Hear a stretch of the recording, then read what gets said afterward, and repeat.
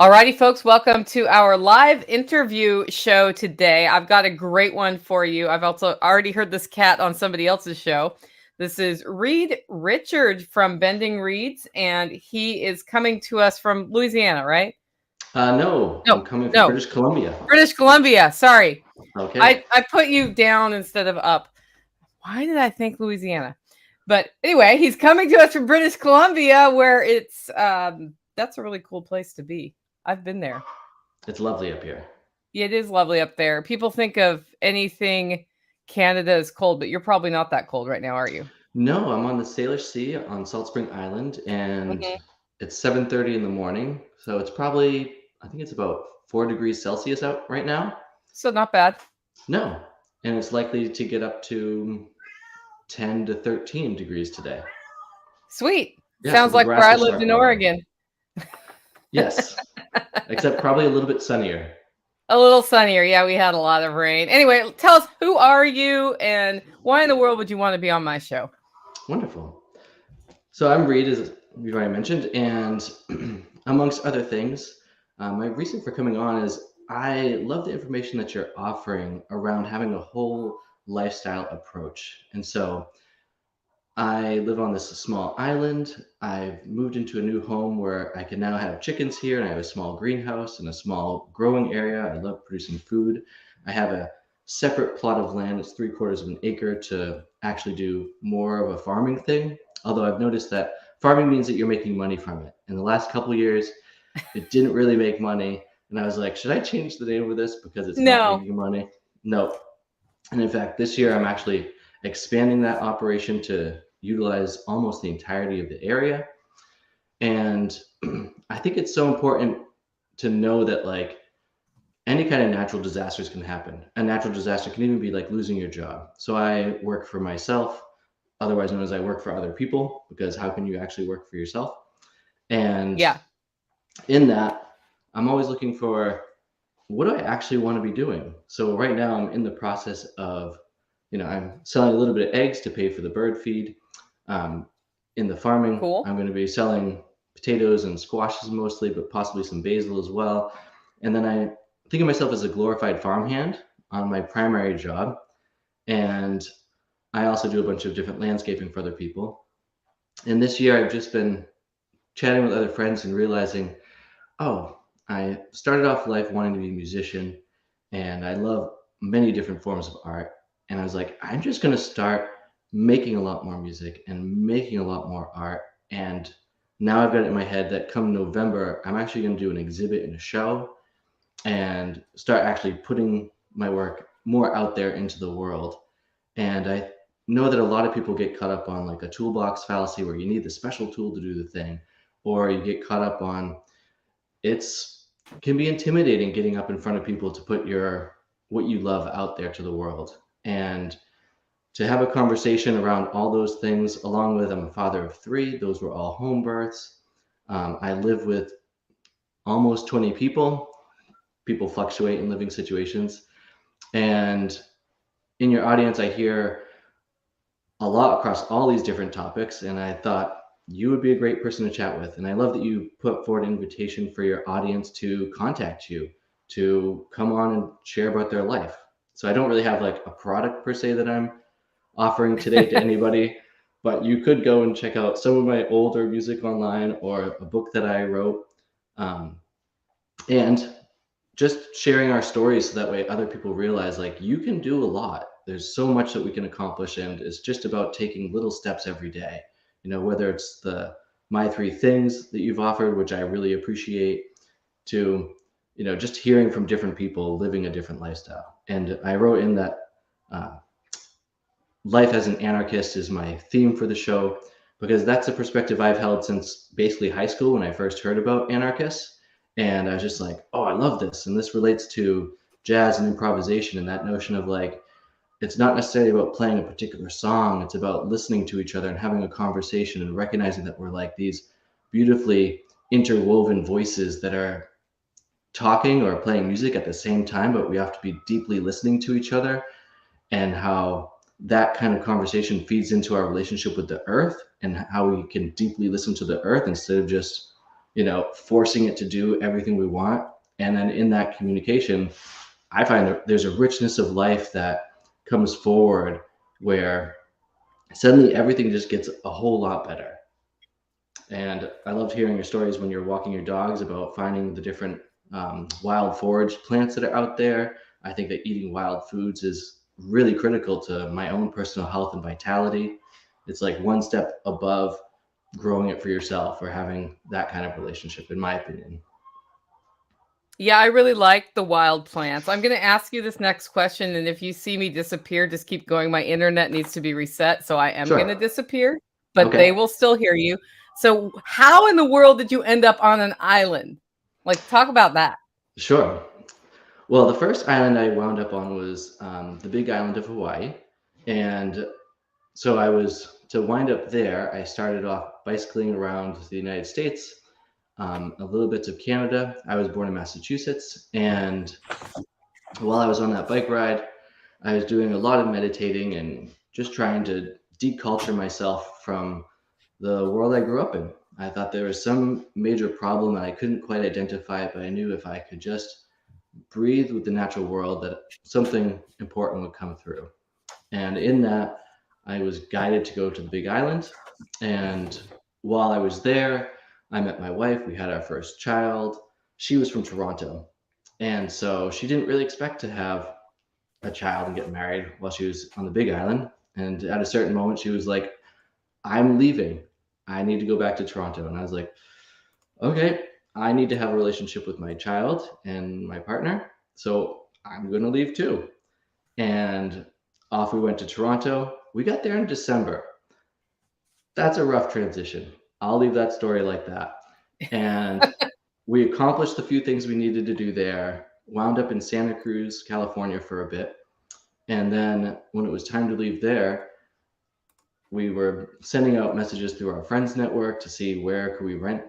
And the nearest place was here on Salt Spring Island. And so we're like, all right, let's go to Salt Spring Island. I personally love living on islands. From my time in Hawaii, I was just like, it's a bit far from everything, which has its drawbacks and its advantages. And so Salt Spring is actually like much better because it's really close to Vancouver and Victoria, along with Vancouver Island. And Vancouver Island has a lot of wildness on it.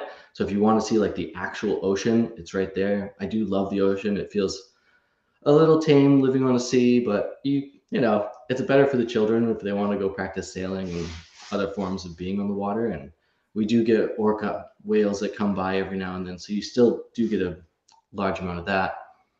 And when I landed here, I was just like, I need to support my family. And the only caveat I'm going to put on that is I want to be outside. I love being outdoors. And so when I looked at the populace here, and I think of Salt Spring as like the edge of affluence because it's so close to those two major cities and it has a float plane spot to land. You don't have to take the ferry to get here. It makes it a really lovely getaway spot or retirement place. And a lot of people, they just want their yards to look really nice. It's that whole king in the castle kind of effect, Yeah. which I don't really care for. But if they're going to pay me reasonably well and I can support my family, then that's a good place to start.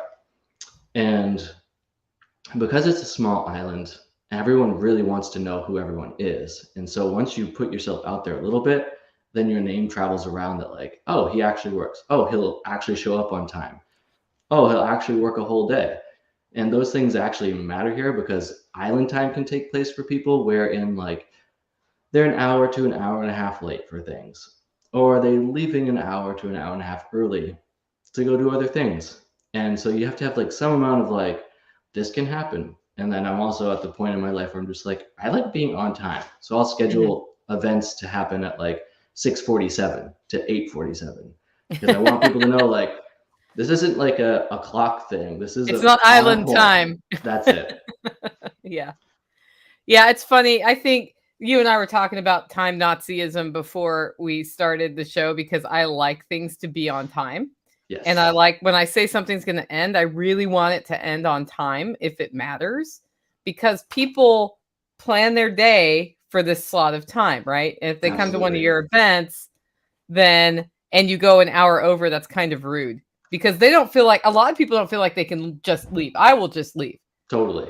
But yeah, and I got that frustration from going to a bunch of libertarian political activism events Oh yes. where the lunchtime speaker would just have half an hour and go an hour and a half and they would not Oh stop them. gosh. Yeah, Ouch. right. And it's boring. Like, but if Often. you can't say it in half an hour, well, then you need more work on how you deliver your message. Now, if you can, then you build from that into an hour and a half speech. You don't go the other way That's right. because you'd lose people. So yeah, I think it's kind of funny how you said so. Island time though is a totally different. We call it island time for a reason because it's sort of like we kind of That's showed right. up. Dinner party time's a problem too. So I used to do dinner Totally. parties where I'd be like, dinner's at 6, and people would show up at 6:30. Oh yeah. And dinner was like literally ready to be served at 6. And I finally learned when I say dinner's at 6, dinner's at 6:30, and I'm not trying to get it out right on the nut there. So Nice. yeah, that took me years. I'd be like, they're not here yet. Oh yeah. It's gonna be ruined. Yeah, we've done several things like that in the past, and especially in Hawaii, and it would be an hour and a half later than the start time. And it was just one of those things like, okay, we know like X number of people are definitely coming, and it could be Y number of people are coming more than that. And Yeah. so there'd be like this interesting, nope, there's still people coming. There's still people coming. Okay, we'll just hold on. We'll just play games and things more and wait till it feels like we've hit capacity. Yeah. So one of the things I like about what you're doing is you have joined a community on a piece of property that is shared. Yes. And it appears that you're doing so relatively successfully. Now, in our network, I hear a lot of people who feel stuck in the city, stuck in a job, who are like, I want to go and join an intentional community. And a lot of times I don't think they know what they're getting into. So let's talk about like, what should people think about before they just run off and join an intentional community? And what makes your community that you are in work? Well, before trying to like enter into one, I would say go and check a bunch out. There's an organization called Intentional Communities. I think it's ic.org. And there's a list of all the communities that have signed up for that. And I think it's in the thousands because they go like around the world with different Yeah. ones. And there's different niches in there. So maybe you have like a religious thing you're more interested in, or maybe you want like a more radical political lean to it, or maybe you want more of an agricultural lean to it. There's places like Findhorn or Oroville. There's a place in Virginia called Twin Oaks. And while I was traveling in the States, I focused on trying to go to as many of those different places as possible to see how other people are trying to set up life together, because I don't think that I have all the answers for like how do we actually live together. And by seeing other people's models and attempts at it, then you can have a better idea of like, oh, that does or doesn't work for me. And it's the kind of thing you can often go for a weekend or a week at a time. That way you have a bit of a lived experience in it. And I would consider that. I also have seen different family setups where people try to live as like larger family contingencies on a similar piece of land, even if they have like their own pockets where they're able to do their like zone 1 or zone 2 kind of thing on their own and then have zone 3 together. Mm-hmm. That's permaculture related zones for people out there that are listening. And that can work, but there's also family dynamics that come in. And so where I live, there's an attempt to have like good communication. We were actually, for the place that we're currently living, they wanted us to live here. And so we had been staying at a place for 4 years, and it wasn't exactly working out as we would want. The communication channels weren't as easily accessed. And, everyone has their own unique hangups. And some people are really wanting to look at that, and other people want to ignore it completely. And so there's going to be like different power structures that are present. And where we're currently living, the owners want to actually hear from us what's going on. So every Monday there's a farm day, is what they call it, where we go out and do something on the land together to try to care for the orchards or the pathways or different play structures, because there's maybe 7 or 8 children that are here. My eldest daughter, who's about to turn 12, is the oldest, and then it's like a 7 or 8-year-old, and then everyone's like 4 to 9 months, I think, is my son. There's a woman who's pregnant, so she'll be giving birth over the summer. Yeah. easier. And it can be like really blinder style when you get those tiny ages in there, because they're all consuming your life, which is actually hard for meetings and things at times because they're just so loud and they don't know about indoor voices yet. And so there needs to be a lot of patience on people's sides to allow that growth stage to take place. In the same way that recognizing like eventually you're going to be old. And when you're old, you might not be able to move in the same way as when you're young. And so right now there's still that feeling of like we're actually making it for the younger people, and recognizing in myself like that's great because I want to make sure there's young people around. If you're only making things for old people, then the young people don't want to be there. And so having that idea of like a cross generational space is an important concept. We here have a studio space. It's rather large, and in that there's a loft as well. So right Mhm. now there's a bed up there, and that's where we usually have our meetings. But that's a space where any of us can actually go and just sign up to use that space for basically whatever purpose you want at any time of the day or night. There's also music equipment up there. As a musician, I love that. So I'm doing a monthly music night. It's more like a free jazz experimental kind of a thing. Mhm. Um, but having that kind of a shared space so you can get away from your current home to be somewhere else is extremely important. If you're living in a community and there's no shared space that you can like book to do whatever kind of event you want, whether it's a small little intimate thing of you and one person or just by yourself for a movement practice to a much bigger thing, um, I think that's an important element. All the perennial plants that are on the land are shared plants. So you want to go and pick strawberries? Go ahead. You want to pick some rhubarb? Go ahead. Apples? Go ahead. With an acknowledgement that don't pick all of them unless you plan to share that harvest with everybody. And Mhm. so we do like a group apple pressing later in the year. We're working on different animal systems. Mostly people are keeping their own animals, which makes sense because that's a lot of extra teaming up and managing different schedules. And we're on the paths we're working on and getting it so that way the children can actually like go off on their own to the different play areas and setting up enough different play areas around so that way there's a desire to go and get around. I think that's probably the most difficult challenge. The land sits on a ridge, and so there's two Mhm. wings of the land. There's an east wing and a west wing, and a majority of the families are living on the east wing, and so their kids can all hear each other playing, and in that they'll run out to play with each other. Whereas my kids on the West Wing, we can't hear anybody playing over Mhm. here. One child just moved next door to us, which is great. So my almost 3-year-old is able to just like run outside and go play again. But having those pathways present so that way people will naturally walk around the whole thing is another really helpful piece to like actually living together. Because if you don't see the people that you're living with, then are you actually living together? And in my own path, I'm trying to set up some more systems here so that I can create more income from where I live, that I don't have to go away as often to work. That way I can have more of those natural interactions with people. I think that's often something that really hinders communities is when they have to go away to work rather than having some kind of a cottage industry. I think like I heard it said that the difference between like owning a home or owning a homestead is that your homestead makes money for you.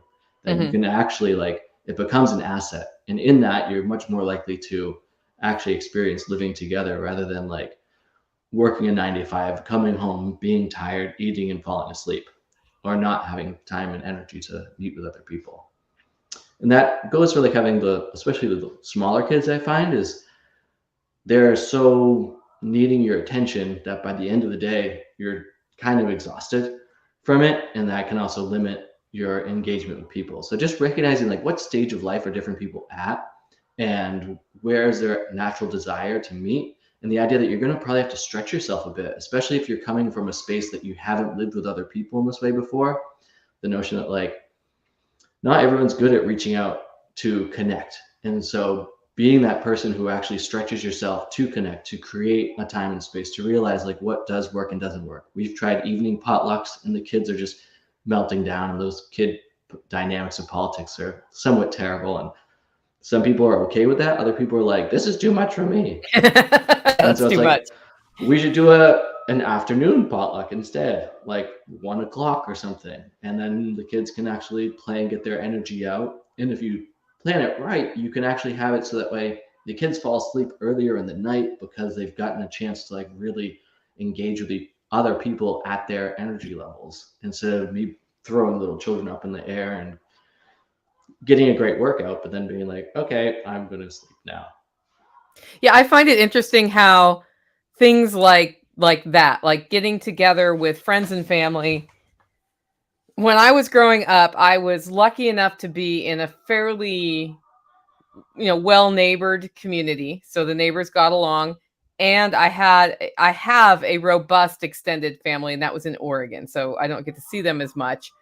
But we would get together on the regular, in particular around whatever holiday was happening or somebody's birthday. And those were always like 11 to 1 starts and wrapped before the sunset. Or sometimes they'd be like so happy to be around each other they'd talk after dark. It Totally. wasn't like dinner at 6. Yeah.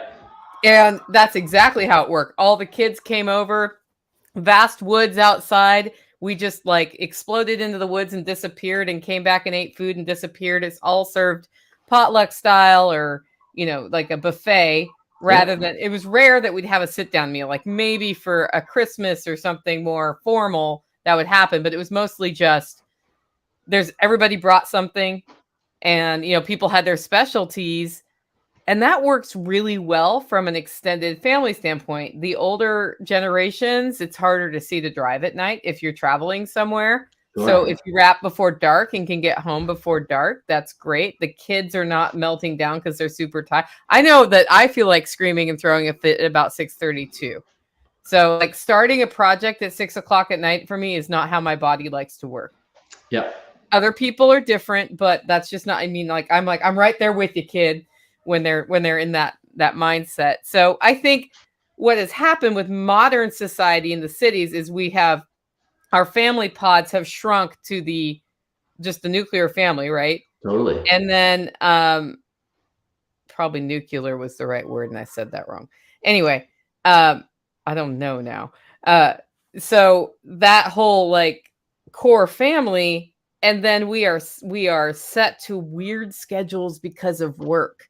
Because Yes. work is during the day, and then getting to and from work takes forever. And then there you are. The only time you logically have to meet with people is in those evening hours when it's like, this is the stupidest time to do anything. Pretty much. Yeah. So it's kind of cool to hear somebody freed up to not necessarily do that, or you're aware enough. And the funny thing about this conversation, guys, is we were here to talk about life as an anarchist. And I purposely asked 0 questions about anarchy at the beginning of this for a reason. Because life as an anarchist is life. That's it. Yep. Yeah. And it's also like not allowing society to dictate to you how you should be living, and to be able to notice like, what are those nuances that make life better, and just switching to those things. Yeah. Rather than being like, oh, I have to, do this thing at this particular time because they said so. It's like, who said so? When did they make that? At what generation point was that created? Yeah. Like, well, yeah. So let's talk a little bit about that. People hear the word anarchy and they get really defensive because they think of the people dressed in black vandalizing streets in Seattle, sure. right? Yep. And then, so now we start using agorism, but now that's turned into assholism. Okay. From a reputational standpoint. And what I do know is this: like anybody willing to embrace something like, I see how anarchists can work, and voluntary interactions being the better option, right? Yep. Evan saying voluntary relationships are normal, and that's what we're trying to talk about. But to be strong enough to stand up for that and not participate in the program structure we are supposed to, we end up with some strong personalities together in the same room.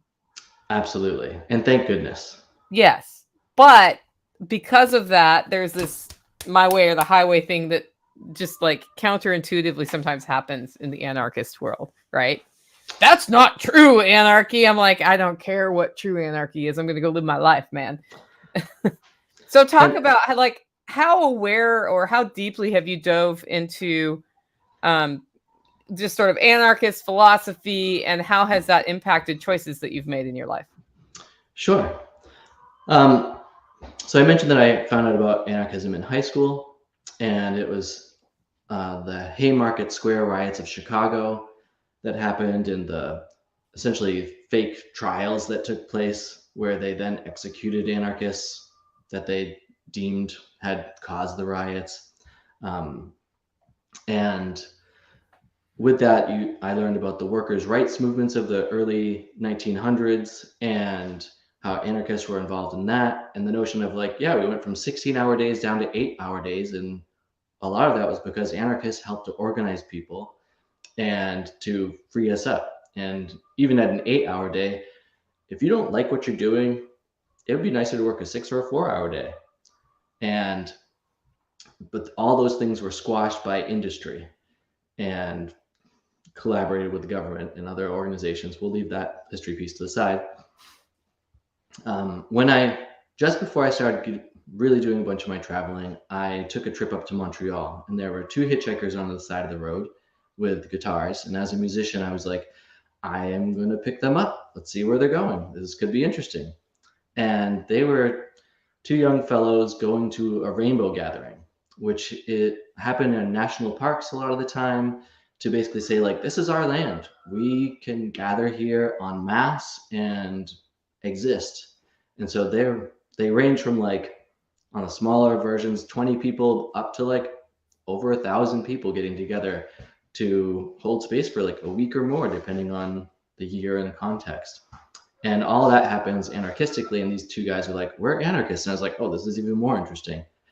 And so in our time in Montreal, I heard that they were going out to this rainbow gathering, and I think it was Montana that year. And I was like, so where's your next stop? They're like, well, Toronto is where our ride is to get out there. And I was like, I'm not doing anything. I'll drive you to Toronto. And so I drove into Toronto, and they were meeting at Anarchist bookshop. And I was like, oh, this is great. I can actually find out some more resources, because the internet had barely like gotten going at this point in the early 90s, and it was difficult to know like how to use. There really wasn't a search engine at that point. Um, and so at that bookshop, I picked up a book on anarchism by Leo Tolstoy. And then as I discovered, I also picked up a book about intentional communities while I was there. I, in that book, found out about the communities conference that was taking place, and it happened to be taking place at Twin Oaks in Virginia. So with my friend group, I said, we should totally go to this, because we're actually interested in having an intentional community. It was more talk than actually wanting to do that, but just having the conversation is sometimes the important step. And so we, as a group, went down to Virginia that year, where Twin Oaks definitely has, at least when I was there, a bunch of different anarchists living there, and a bunch of different books were available at this community conference. And so I picked up several different books there on the subject of anarchy, and met some interesting individuals who clued me into Emma Goldman, which her life story is one of those things I would love to see as a full-length movie or multiple series, because it's fascinating. And one of the pieces she shared, she was during the early 1900s and late 1800s anarchist movement, and she was dancing in a club with her anarchist friends, and a few of them were like, we don't take you seriously because you're dancing. And she was like, I don't want to be part of any revolution that doesn't include dancing. And I was like, I'm all for this. And that idea of like, yeah, if you're just taking yourself too seriously that you can't enjoy yourself, you've missed the point.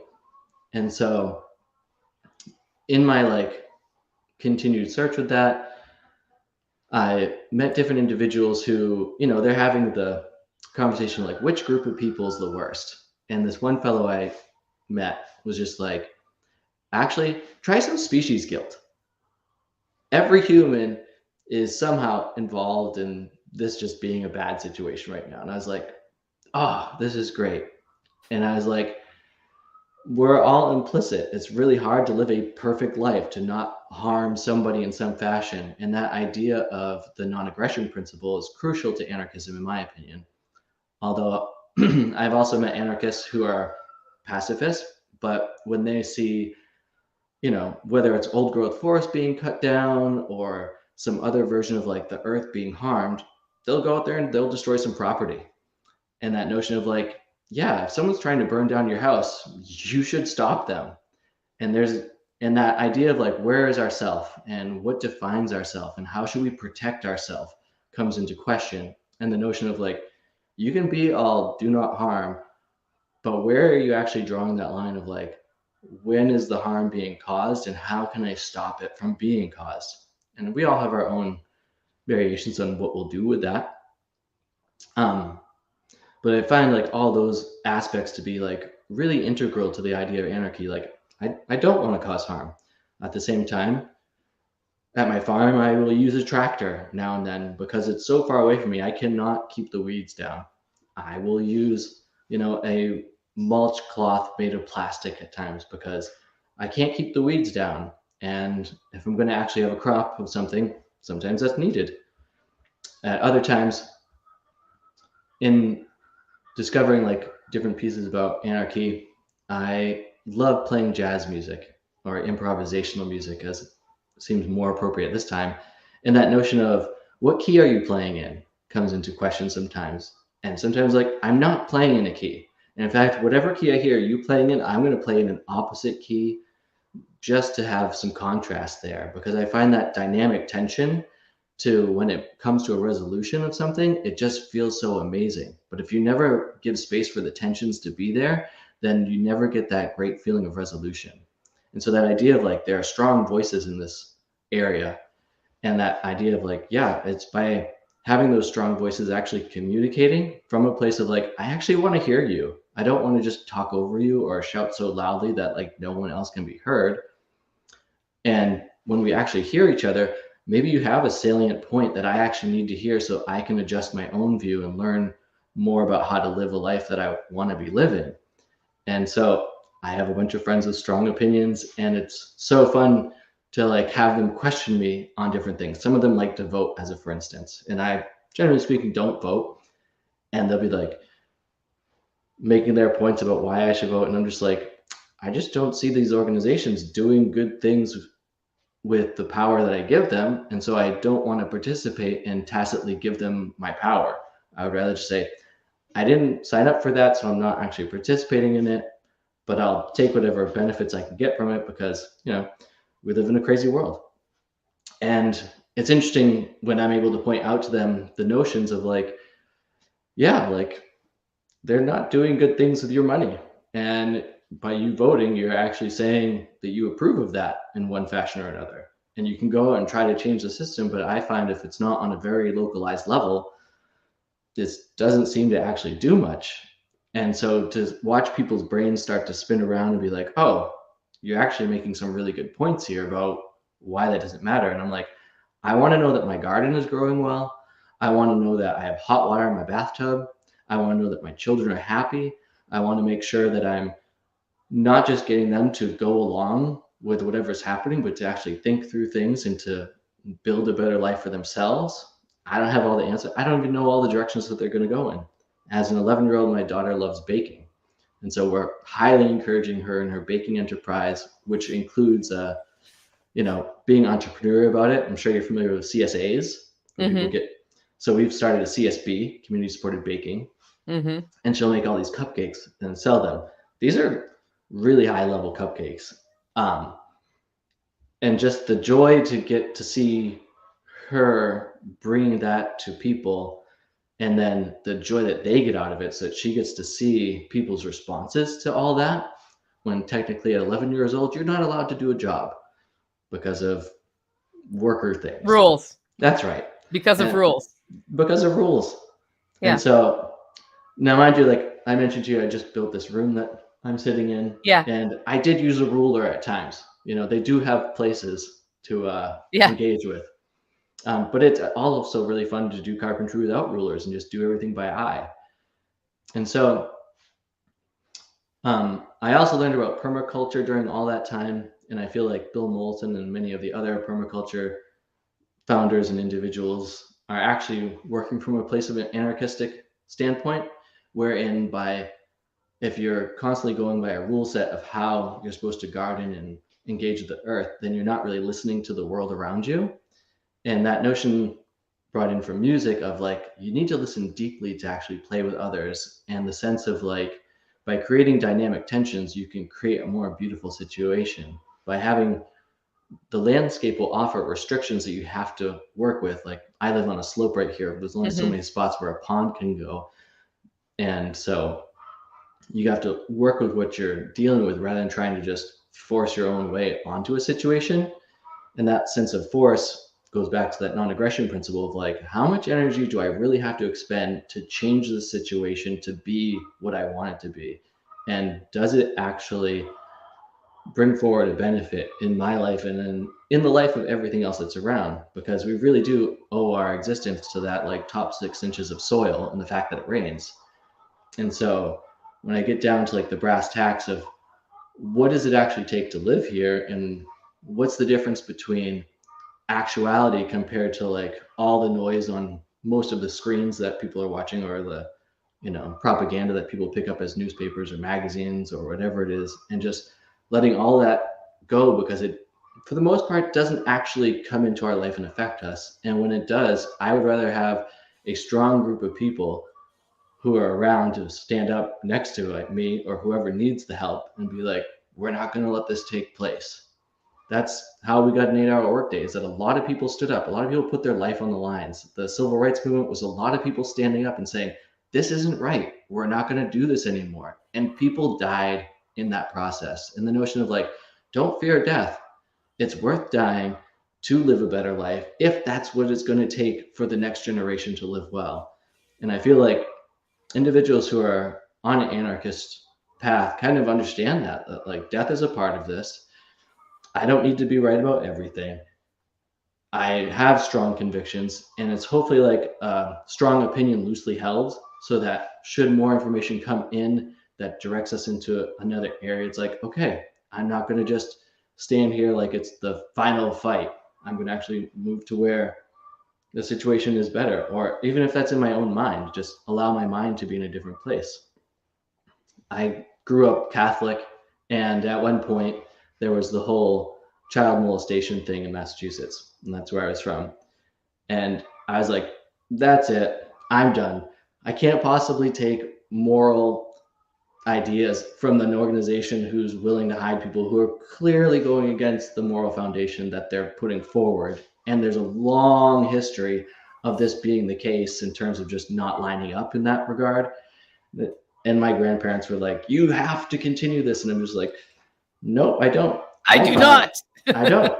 I find Yeah. it's much more spiritually enlivening to go out into the forest and to connect with the woods and to allow the spirit of nature in the world to come through and enliven me and inspire me than to have one channel directing like how you're supposed to evolve spiritually. And I think there's a lot of interesting spiritual traditions out there that can give guidance towards those ends. And the notion of like, as an anarchist, I feel like you kind of open up the entire world to influencing you, so that you can take the best pieces of different things and put them into your own life in a way that works. And when you decide like you've outgrown something or it's no longer serving you, you can gracefully put that down and move into the next stage of wherever your life is at. Yeah, I think something about embracing anarchism or that lifestyle is that it's not, to me, the part that people can't get their heads around is it's not necessarily, hey, we're going to redefine government to be anarchist, which is how people take it, right? Because Totally. right, that's not really what I'm trying to do.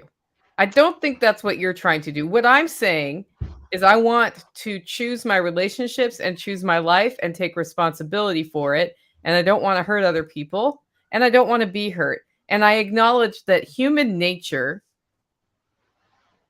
sometimes works against that.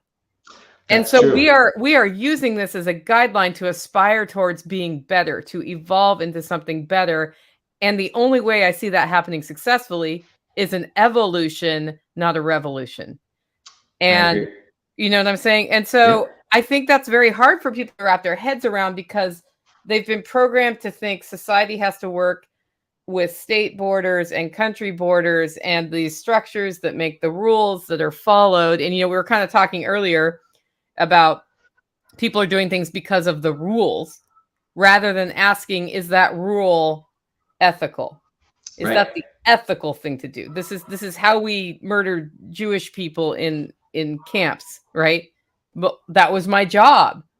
If you hear yourself saying, I'm doing this because it's my job, and you know in your gut that it's the wrong thing to do, then it's time to question, what can I do to change so I don't have to do this anymore? Right? Absolutely. Because sometimes you are in a situation like, I will not eat tomorrow if I don't do this thing, and you are choosing the lesser of two evils for yourself, Yep. which is selfish, but I don't necessarily think that's selfish in a bad way. But having to choose the lesser of two evils or feeling like you have to, often there's a third or fourth or fifth option. Absolutely. And when you stop existing in the dichotomy and looking for those other options, you find escape hatches. That's right. So, And yeah, Buckminster Fuller put forward the idea that, like, rather than trying to take apart the current system as it is, go and create a better one. And I find that, like, all these different intentional communities out there are attempting to create a better one. All these different, like, even the holler where you're living, yeah, sounds like a place where it's like you're doing your best to create a better one. And that's what I find is inspiring with people right now, is that there's a lot of opportunities to create a better one, do it differently.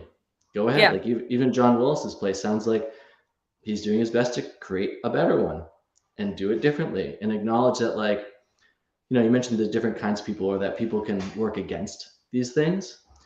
I sort of see that there's, like, in the realm of primates, because we're still primates, mm-hmm. there's all these different styles of how they get together.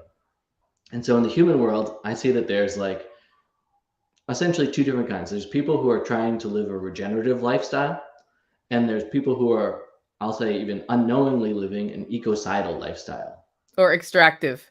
or extractive. Yeah, And that idea of just, like, if you want to really nuance your life, you can look at each different action that's taken and which camp does it fall into. And my thing is, I want more stones to be in that side of living a regenerative life at the end of the day than in the extractive life. And I find that a lot of people, if they were to focus on, like, how does that line up for them, they could make better life choices that would lead to a more fulfilling life by choosing paths that lead to a regenerative existence. yeah. And I think about in political structures that I would never want to participate in, like feudalism, Mm-hmm. for example. Not my jam. Uh, at the perspective of what home was regenerative. It was, what can I do to make my home work for me in whatever way it can, whether it be a small herb garden or, a couple of chickens or whatever it took, right? Yep. Whatever you could do, even though you were also working for the lords. Yep. And that has been destroyed completely. We now work for our houses. We work for our homes rather than try to set up our home to work for us. Certainly. And that's been one of the most successful things that the Industrial Revolution did for us, for them, not for us, for them, was make us work for our home and our life. And that, not that you weren't working before, but when you start seeing whatever you do have control of as a start of something that can work for you, you're more likely to cover what's needed to be covered for you and future generations, and you're more likely to not want to pollute it and not want to destroy it. Yep. Because if the choice is destroy the environment and survive, or don't destroy it and we all die, most people are going to choose the destroy the environment and survive, because first we want to survive and then we want to thrive. That's it. So we have been forced into this perspective, or changed into this perspective, where we think that in order to thrive, we have to trade that off, and we don't. That's true. And I would say a lot of people have just been straight up lied to in that. And it's just a matter of like, we would have had a hemp based US economy Yeah. had individuals not totally just lied about the what that does to people. And it's just like, oh, okay. Um, it seems like a plant based societies have actually done pretty well over the years and such. And that as we've gotten off of that, because the war machines were producing such abundance of chemicals and things that they were like, well, it's not wartime. What can we do with these now? We can do agriculture. Oh, okay. And it's like, well, yes, that will work for a time, but you're destroying the very thing you need to exist. And it might take a few generations for it to kick in, but it feels like we're there. That like there's enough runoff of soil and everything from the agricultural industry. And, you know, I don't need to get into factory farming of animals, but it's just like Yeah. these practices just are not sustainable. They are not going to give us a thriving life. And the reality that we can do regenerative practices with the animals, with agriculture, to leave a place so much better than we found it. And, it often takes people on smaller acreages to do that because our current society does use a lot of fences. Before Europeans came to this continent, there weren't that many fences, and the animals who are ruminants roamed around, and the predators kept them from different places at different points so that everything flowed in a nice way. And people did hunt them, and people did live seemingly really good and free lives. And I'm curious to see when, and I don't think it'll be my lifetime by far, and probably not my children's, but the notion of like at some point we might actually just drop our ideas of ownership of the land and think of ourselves as being owned by the land and like leaving it better than we found it, because it's the thing that cares for us if we care for it. And in the same way that like, it's easier to care for a parent who's with you when they get old than if you just put them in an old age home and forget about them. And I think in a lot of ways we're slowly coming around to these different concepts that have just been like rooted out because the church basically said so. Even the Pope, I guess, just rescinded that papal bull or whatever it was, doctrine of discovery or something like that, where it was like, yeah, any land you find that has savages living on it, you can just take it over and do whatever you want with that. And they're like, we were wrong to do that. Oh, that's only guided like 400 plus years of world conquest. And so I think that, in permaculture, we're really just discovering indigenous techniques for being with the land and having it produce wonderfully for us. And so I'm curious to see how, as time goes on, when we take on these different idea sets of living with the land, that will come into this notion of like, yeah, by owning the land, I'm then paying land taxes, which go to these organizations that I personally don't want to support. Whereas I would rather just like be like, this person over there is doing some good things, and I'm going to actually go over and help them and or send some Bitcoin over to them for that, because I again want to be using things that are not helping the structures of society that are currently dominating the scene to win. And it's cool to see things happening in Africa and South America where it's like, oh, yeah, we're not being taxed on the finances because we're using these, other technologies that are here to help us get out of these different systems. And so at the same time, every animal has a territory. Every animal will defend its territory. You don't need And a that's fence part to of it. do it. And That's that's the part of thing. it. Yeah. Yeah. And it's just Yeah, like, so 30-day reviews brings up my favorite objection. I don't think this will ever happen, not till the second coming. oh yeah. I think it's already happened. Hmm. So, and this is where a lot of people may not agree with me. I think it's already happened, and it has been happening the entirety of human civilization. And what happens is we have a tension between a more anarchistic approach and a centralized Yep. control approach. And it goes up and down Yep. to these different systems. And I really enjoyed the book 1491.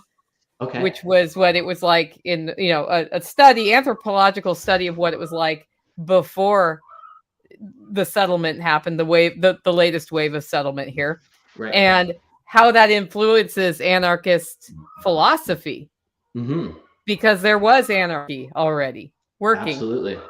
The thing is, it doesn't necessarily endure, and I think that goes back to there is the element of the I need to control everything part of Yep. human nature, and depending who has more power, That's it right. just it does this, and at some point the controlling assholes take over. They probably think the anarchistic people are assholes, but anyway, Probably.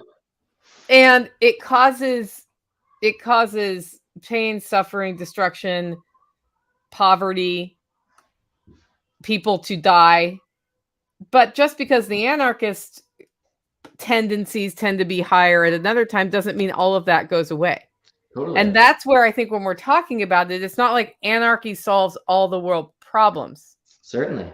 There are problems here that we need to navigate, and we always will. That's right. That's part of life. I mean, you mentioned how tension in music resolving into non-tension is like a huge emotional release. Any story that doesn't have conflict and struggle is is one you're not interested in listening to. That's right. And it's similar to like the succession of a forest. We can attempt to keep a field in a stage 1 or 2 of the succession of a forest, but eventually if you just let it go, it's going to progress up to a fully mature forest with old growth, whatever those species are that are there. And then all of a sudden, nature will send in a thunderstorm, cause some lightning to happen, and burn the whole thing down. And then the succession starts over again. And that notion of like, sometimes everything burns all down, or a tsunami comes in and wipes it all out, or any number of other factors that just reset the succession of life. Even the extinctions that have happened on the planet, because what they say we're in the sixth or seventh one, I can't keep Mm-hmm. track. Mm-hmm. Every time we have one of those, after that comes a new burgeoning of life where there's even more diversity of life than there was before. And oftentimes, like if it's a creature on the planet that causes that extinction to take place, such as like cyanobacteria back in the day when it made so much oxygen because there wasn't enough oxygen on the planet for our current stage of life, that oxygen killed just about everything that was here. But you can't have the current life that we have now without that event happening. That's kind of how I look at plastic right now. There's all these people who don't like plastic for multiple of good reasons. At the same time, like maybe that's the reason why nature or evolution created humans, was so that way we could make plastic, so that it could break down, so that all these other organisms could actually utilize it to make something brand new that we can't think of. I think so many people have this idea that we have to have a static existence, that it has to be just like it is right now, that we're Mm-hmm. living at the height of everything. And I'm just like, I don't think this is the height of everything. I think that evolution and the planet at large have a much bigger plan than whatever we've got going. And whether it seems like it's a complete negative thing, such as microplastics all around us in the air, I just found out even. Yeah. It's Yeah, just you like, can't breathe without breathing them. It's like you're not avoiding plastic, man. that's right. We're just not avoiding it. And so There's maybe, plastic right here. oh, yeah. Yeah. It lands on our food just when it's on our plate, evidently. Yeah. And so just the thing of like, oh, maybe that's not actually bad. Maybe our idea of bad is the thing that gets in the way of us actually being at peace. And the notion of like, when I'm free to make my own choices without being coerced into a given set of actions, that's when I'm most at peace. And that happens on so many different levels in our life that, for me, choosing to live as an anarchist just acknowledges that, like, I want to live in a state of peace. And I acknowledge that there are these tensions in the world, and that those territories define different aspects of that tension.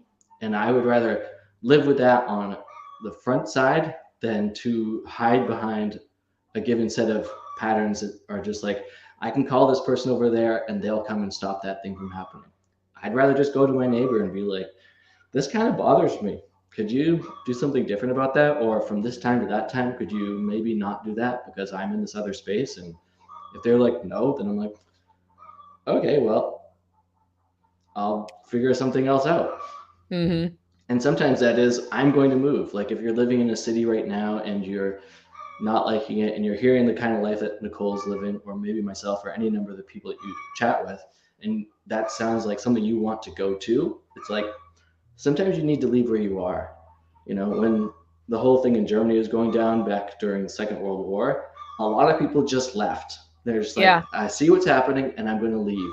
And it's not easy to leave where No. you're at, but life isn't easy. There are challenges. Challenges make us stronger, and to like embrace whatever the challenge is in your life to go and lead a better one.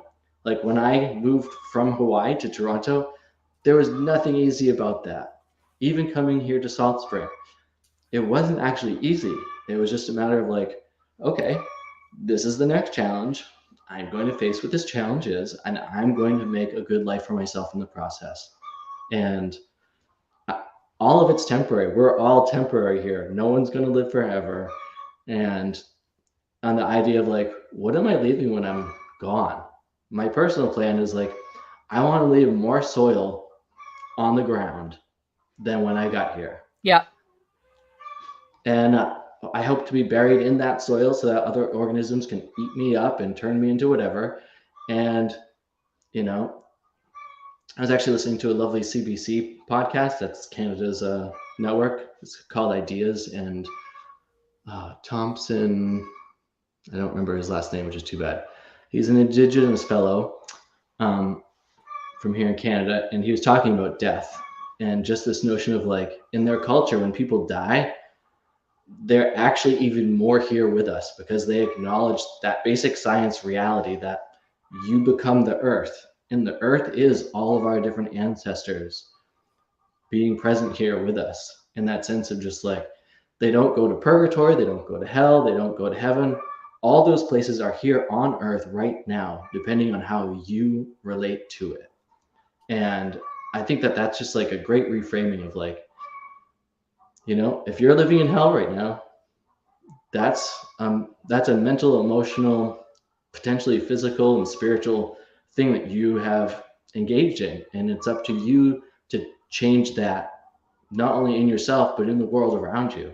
And some people choose to like do great things in environments that are super harsh. I think of like Mother Teresa. Like, wow, you went to one of the harshest places in the world, you brought God with you in yourself, and you helped these people who are in serious hard positions.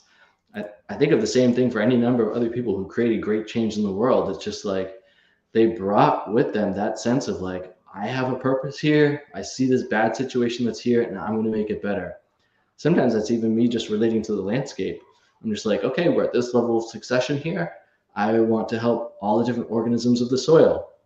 So I'm making more biochar these days. I'm inoculating it in my chicken coop. And I'm just like, I can't wait to go and spread that out on my garden space so that all the other organisms that live here can thrive all that much more. And just a question of like, you know, how are we doing that for our children? What kind of educations are we actually giving them to move into our future so that way they can thrive all that much more than we have? Yeah, I went out to Polyface and saw Joel Salatin's place. Oh, yes. 3 generations on one farm. Amazing.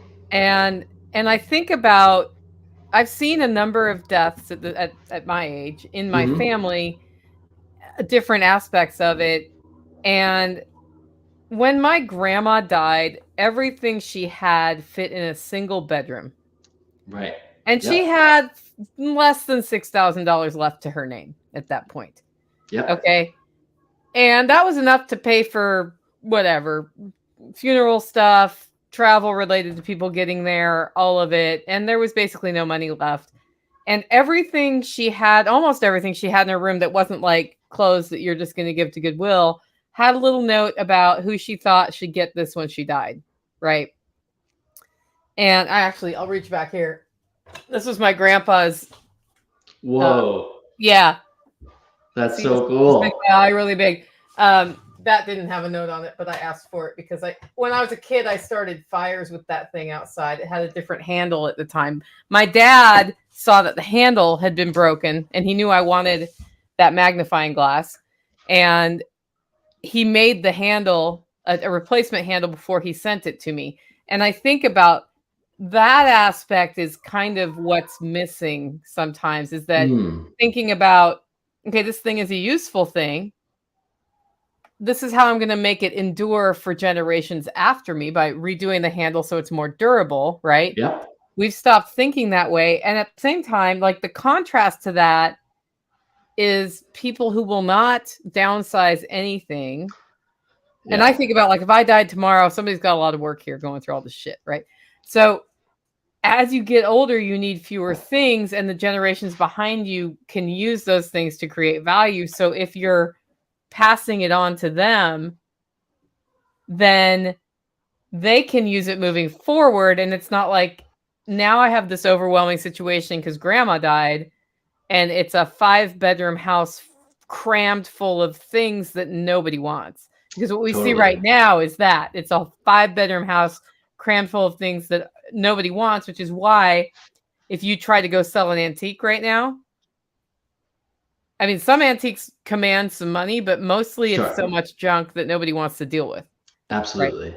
And so that's the mentality of not thinking or not accepting that you're going to die, and what that means from a transition standpoint to other generations, and then the elimination of the drive to make it for do things for future generations that aren't necessarily just benefiting you, Yep. is like that change back to what Jack Spirko would call seventh generational thinking Yep. is where we want to encourage people to go. Absolutely. Yeah, I have grandparents on both sides of that spectrum. One with a single room, like you're talking about, and the other with Yeah. a house full of stuff. And it was my parents who had to deal with the latter. And after doing that, they were just like, we're getting rid of stuff now. We Yeah. don't want to put anyone through this. And so they're still clearing, and they've got, thankfully, I hope, a good couple to few decades to go. But Yeah. it's that interesting thing of just like, okay, well, thanks for making sure that we don't have to deal with that. And, you know,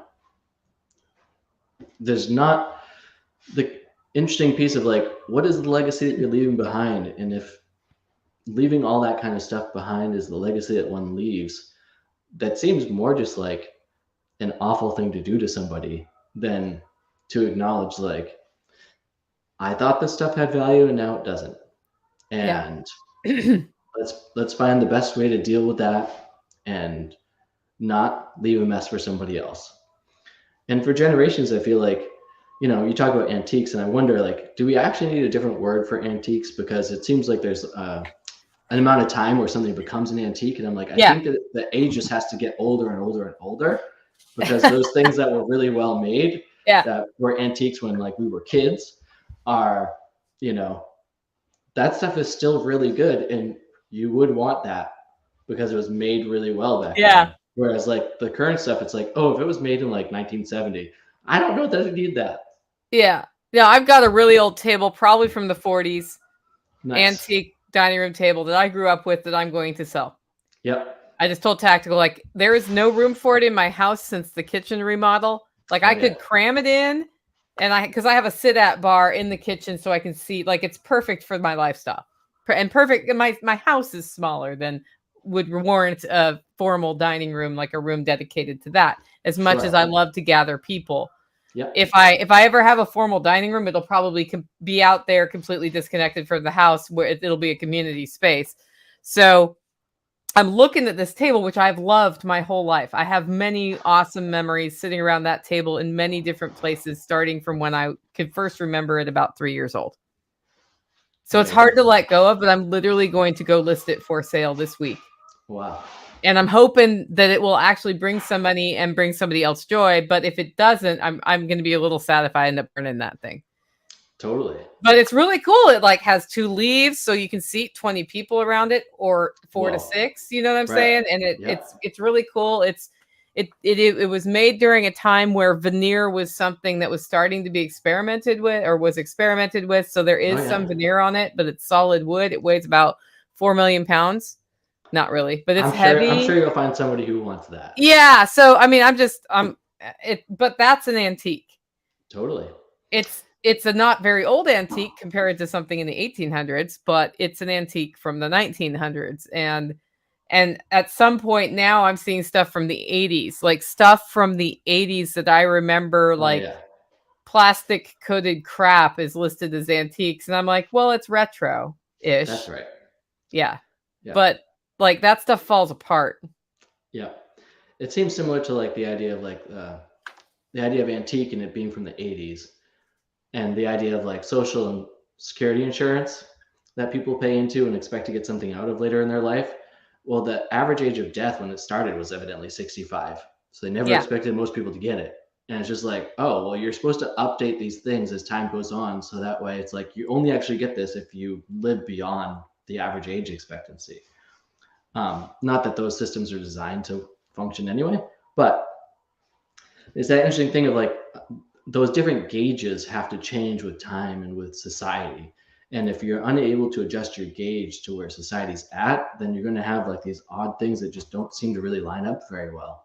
Yeah. And again, in relation to like lifestyle and how you choose to live, there's different gauges for different times of life. Like I've got children who are like, still in their baby phase, because I think that lasts until you're 5, unless you prove that you're not a baby before that point. And there's one set of gauges you need to parent that kind of child. My 11-year-old, that's an entirely different gauge to deal with. When I meet an adult, I don't think every adult knows how to run an excavator or a chainsaw or necessarily even drive a car. And so, like, how do you adjust your gauge to know who you're actually dealing with? Some people don't have relationship intelligence. And so then it's like, oh, you don't actually know how to facilitate a group because you don't have that intelligence. I'm not going to put you in that position. There's a different gauge to take. And so the notion that like when someone says that they're an anarchist, a lot of people have an idea in their mind. It's like actually you need to adjust the gauge depending on who that person is, where they're living, how they're Yeah. living. And to be able to do that requires a lot of like mental agility.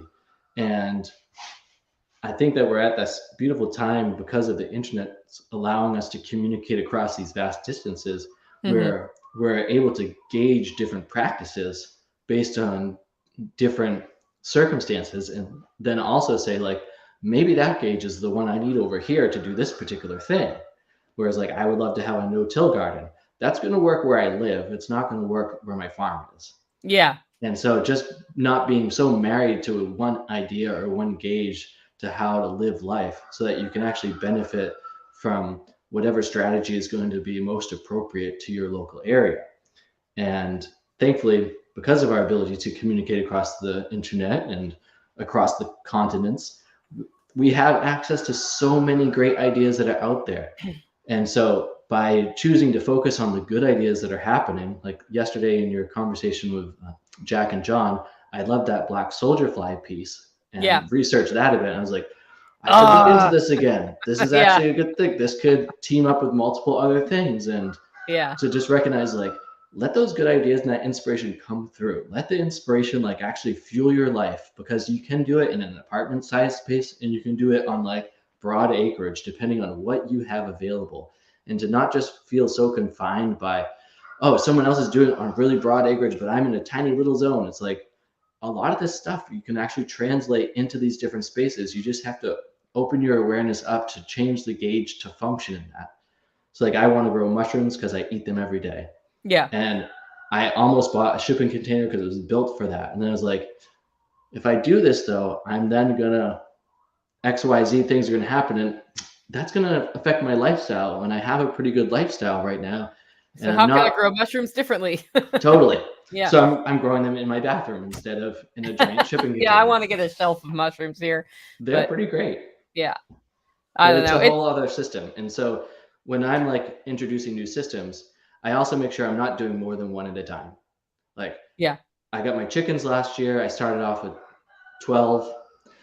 It got down to 5 because life and other creatures. Yeah. And then because of my situation and work relationships, I bumped it up to almost 70 at the beginning of the year. I got rid of the old birds. It's down to 55.